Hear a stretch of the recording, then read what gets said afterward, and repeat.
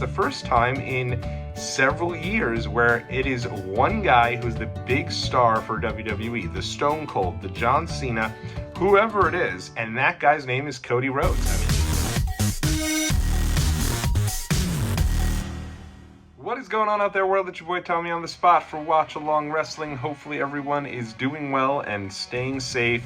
You know, last week the dust had cleared on Wrestlemania 40. I watched Raw after Mania, and afterwards I was feeling pretty good about the future of WWE, but I'll be honest with you all, I'm a little preconceived to go through a little bit of a lull as we move from WrestleMania over to Backlash. A lot of times it's a lot of rematches from WrestleMania, and it doesn't really feel like WWE puts everything into gear for the new draft, because the draft usually takes place like right before Backlash. So usually it's after Backlash where you really get to kind of see all the new storylines and you can kind of get on that road to SummerSlam. I couldn't be more wrong. I should have made it appointment viewing to check out Smackdown on Friday night. Typically the Friday night, I'll be honest with y'all, it's a little tough for me. That time there, that Friday night, watching things live with the family is very difficult. But I should have made it a point to get that show viewed even earlier than I did. I watched it over the weekend though, and let me tell you, I loved SmackDown. If you've not seen SmackDown, I highly recommend checking this show out. It was so much fun. Show starts off with Cody Rhodes. He comes out, and I'll say this. He starts off, he has Samantha Irvin introduce him. Samantha Irvin's been getting a little bit of slack on Twitter.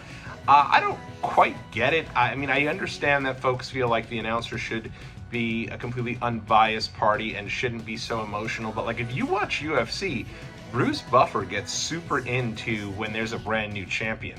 When there's somebody who you could tell that he really has been fond of, wins the title, he is amped up, he's ready to go. And so, yeah, Samantha Irvin got a little choked up while introducing Cody Rhodes as the new champion. She got a little choked up while introducing Sami Zayn as the new champion. She got a little choked up when Damian Priest cashed in his Money in the Bank. But for me, the viewer at home, I take this to mean one of a couple of things. Number one, you don't see title changes very often in WWE anymore. Every single person who gets a title, it usually lasts quite a while. So when it looks like those titles are going to change, or when they do change, it is a big deal. And I think that her being emotional only amplifies that it is that much of a big deal. I really kind of like it. I've been into the way that she does it. I think she's a fantastic announcer, and I think that emotion from someone who clearly cares about her coworkers and knows all these people and sees them achieving their dreams is really cool. I think it's something that's really cool, and I think, yeah, she's different than Howard Finkel. You know, she's different than Tony Chimmel. But I think different's okay, and I think the way that she does it is a really great job, and I think she's been a breath of fresh air, and I think she's the best announcer WWE currently has. So I loved it, and I love that Cody had her reintroduce him as the brand new champion. I thought that was really cool. And I'll also say this. This feels like the first time in a really long time, maybe since like the era of John Cena, where there's a very clear number one in WWE, and that's Cody Rhodes. And from that perspective, I mean, like, he is the guy in WWE. When Roman Reigns was around, you had some other people that were kind of still doing their thing. Well, I'm talking like big dog Roman Reigns. I'm talking face Roman Reigns. Obviously, Roman's been running the show here for the last couple of years, but he's been a heel. So it's a different dynamic than when you have a babyface on the top of the card. And for me, I just feel like Cody feels like that guy in WWE. It's the first time in several years where it is one guy who's the big star for WWE, the Stone Cold, the John Cena, whoever it is, and that guy's name is Cody Rhodes. I mean, he came across like a total star, and he really set the tone for the evening. It's a big deal when he shows up. The crowd absolutely loves singing his song and getting into that. You can tell that like there was still that hangover from his big WrestleMania win, as there should be, right? I mean, Roman held the belt for almost 4 years. So the crowd was really excited to see him, and he set the tone for the evening, letting you know that we were going to be getting 2 triple threat matches. They set it up with the first one being Bobby Lashley versus LA Knight versus Santos Escobar, and then the second match was going to be the main event of the evening, that match being Kevin Owens versus Rey Mysterio versus AJ Styles. So I thought, right off the bat, they're going to give Santos Escobar the win here. He's going to be the guy to go on to face Cody Rhodes. He's going to be Cody's first opponent, and if nothing else, that at least is going to be a great match, right? So I thought it would be Santos winning, and I thought Rey would win. They'd have their big one-on-one match as the main event of next week's SmackDown to determine who goes on to face Cody at Backlash. Not the case at all. I was completely wrong. Started off, it was LA Knight, and I will say this, LA Knight, there's been a bump in LA Knight again, in terms of his popularity. It's not where the level it was, obviously, Money in the Bank, SummerSlam, like, he was really getting to that echelon up to the point where if I wore an LA Knight shirt here in the streets of New York City, walking down, going to work, doing what I need to do, everybody would stop me, usually give me the, oh yeah, give me the, let me talk to him. They'd cut LA Knight promos middle of New York City. It was ridiculous. But what I will say is I think that he kind of took a knock in his popularity a bit when he lost to Roman. I think they had the match over on one of the Saudi Arabia pay-per-views, and I feel like those pay-per-views, because maybe they take place in the middle of the day, I think sometimes they come across almost like glorified house shows, and you didn't get that moment of LA Knight really soaking in the adulation from the crowd like you would have if you had put that on as your world title match at the Royal Rumble. So I really feel like even though he's still been in the mix, he's been like, oh yeah, people are excited to see him when he comes out, but it's not like what it used to be. People were into him on Friday. He came out, people were ready to go. They were revved up for him. And I thought it was a solid match there. LA Knight, Bobby Lashley, and Santos Escobar. And much to my surprise, who would win but LA Knight? So now I thought it was almost kind of a weird dynamic, because I'm thinking Cody's first opponent's got to be a heel, right? You don't want to risk the crowd going against him in any way. And so you don't want his first opponent to be an LA Knight who's got a following. Kevin Owens, Rey Mysterio, they always have a following. But it felt weird to do AJ and LA Knight again, since we just saw that at WrestleMania. But lo and behold, it was indeed AJ Styles who got the win. And boy, what a great main event this was. A really strong triple threat. Kind of a unique triple threat, I thought, honestly. And both were, but I thought this one was definitely the better of the two. And if you're going to watch one match from SmackDown, make sure you go out of your way to watch this one. This was great. The finish here, AJ Styles picks up Rey Mysterio on the second rope.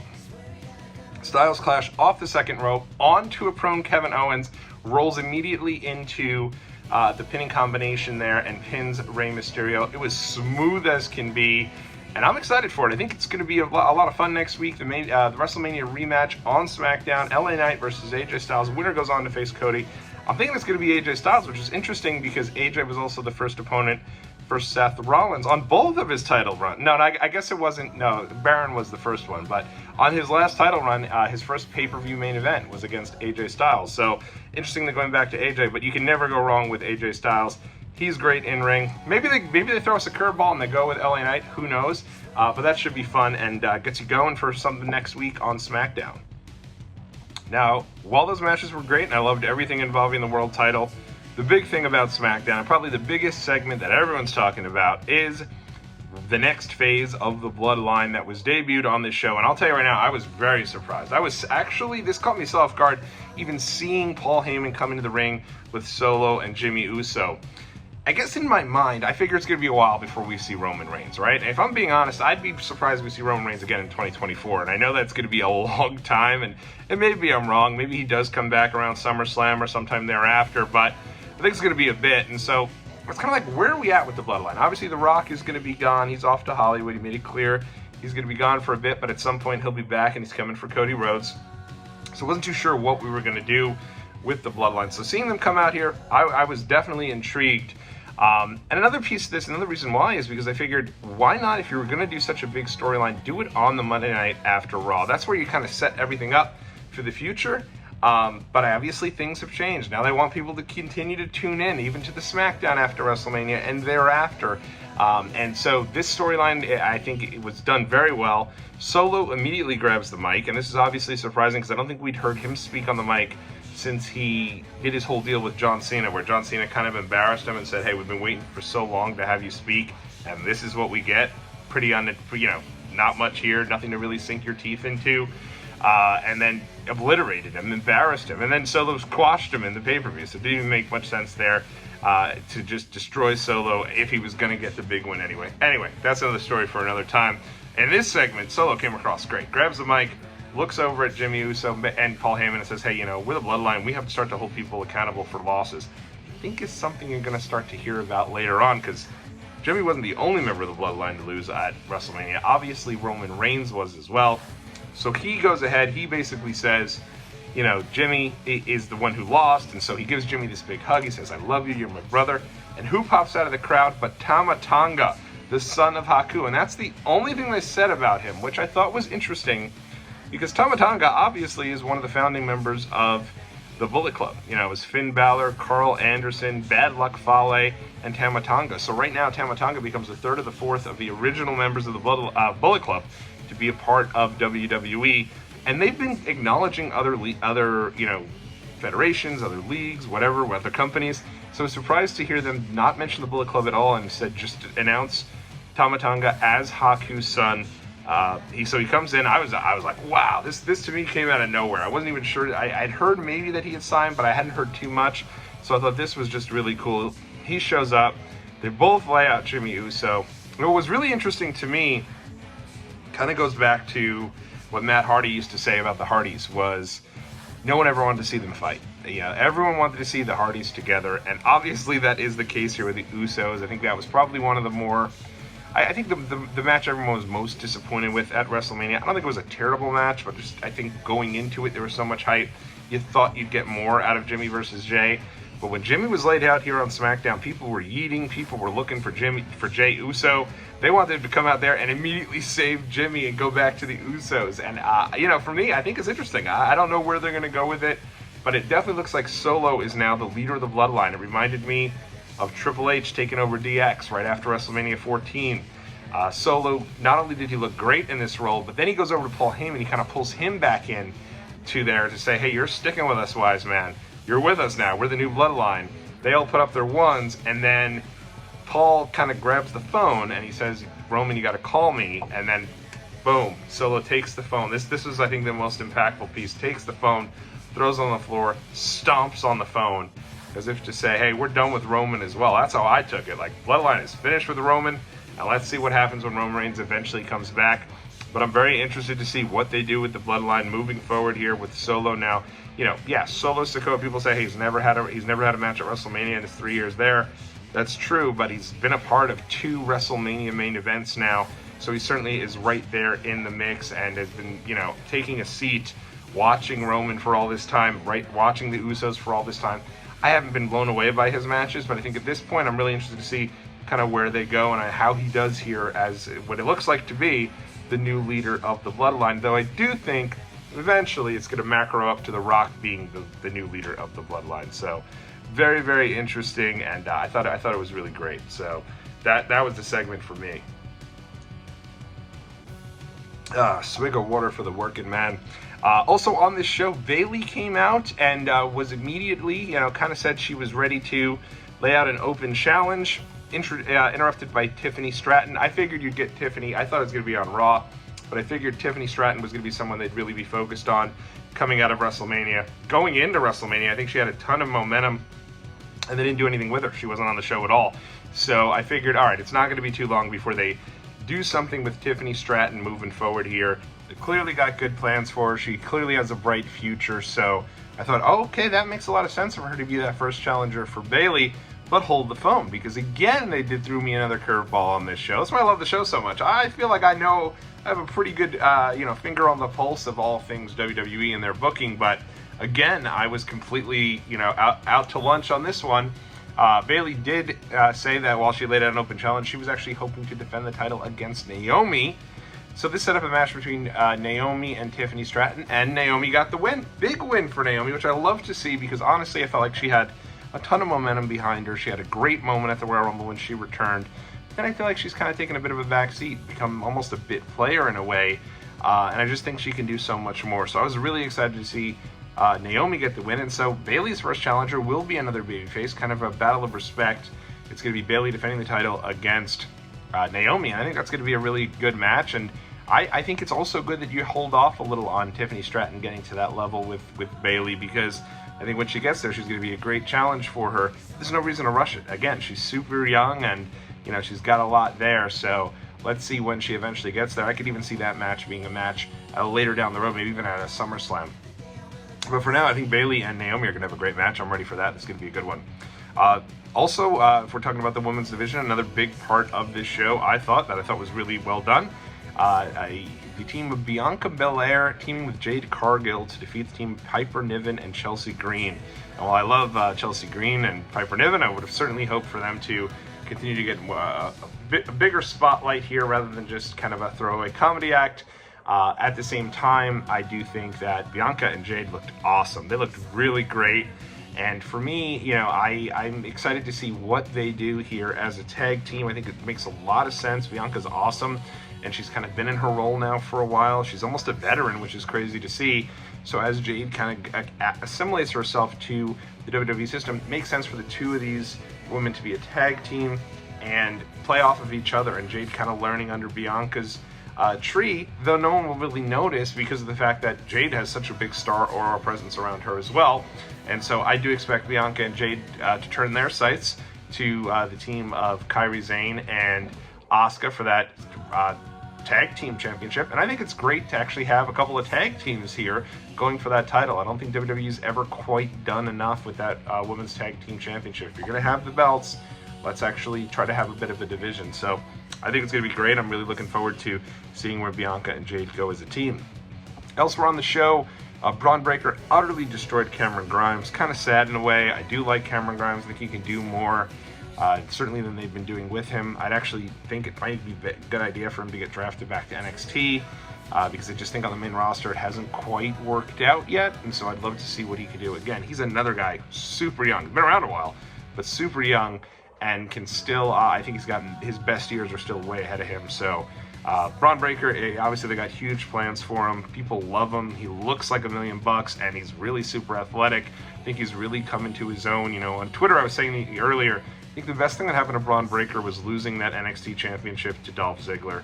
I think at that point he was being pushed so hard and way too fast, and really was the face of NXT 2.0, which I don't think too many people were very fond of. So him losing that title and showing a bit of vulnerability, and then actually having Dolph retain the title at Stand and Deliver, I thought made a lot of sense and was really a good step for NXT, and I think it did a lot for Braun in the long run. But now Braun's on the main roster. I think he's going to get that Ryback push. I think he's going to go undefeated for a while, and I think at some point you're going to have Braun Breaker go after Damian Priest for the world title, the undefeated Braun Breaker against the world champion Damian Priest. You heard it here first. I watch Along Wrestling. I'm interested to see kind of what they do. But they're acting like he's a brand new guy. I haven't talked about him being in NXT really at all. So it's going to be interesting. And I'm excited. I think it'll be... I'm excited to see what they do for Braun in the future.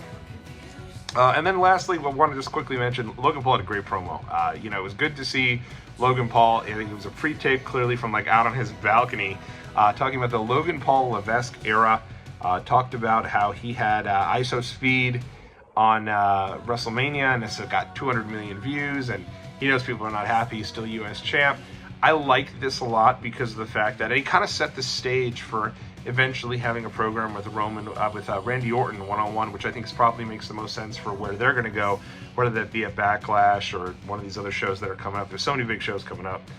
Whenever they do that match, I think one-on-one is the way to go for that. I think that means a lot. And I think it'll be good for Logan to have that match with Randy Orton. I'll be really looking forward to that one. But good to see Logan still out there and continuing to build him up. And you gotta give a lot of credit. This clearly is something he sent in, you know, selfie style on the phone. There was no producer behind him, and he went about 90 seconds of just being like the most hateable heel you can ever be. He's got that natural heel charisma, and I've really enjoyed kind of his progression here. I thought for a while, maybe they eventually to catch up to the fact that he is inexperienced, but we're sitting here years in, and I just think he continues to get better and better, and it's been a real bright spot on the SmackDown roster. So I'm interested to see where we go with Logan Paul here as U.S. champion, one of the few champions to retain at WrestleMania. All right, before we get on out of here, I did want to also mention a huge show tonight. On Raw, you've got Sami Zayn returning home to defend his Intercontinental title against Chad Gable. I think that's going to be a great match. I would not be surprised. I know WWE doesn't do the short-term reigns too often, but this feels like maybe I think you're getting a heel turn. Either Gable turns heel and wins the title, or maybe he turns heel in frustration after he loses the title. But I'm interested to see what they do here. And Sheamus will also be returning on Raw. So that'll be interesting. Good to see Sheamus back in the mix on Raw. Keep it locked right here to Watch Along Wrestling. I'll have a review of that Raw show, as well as my WrestleMania experience coming up later this week. So lots more fun stuff coming up your way. Until next time, everybody, I'll catch y'all next week.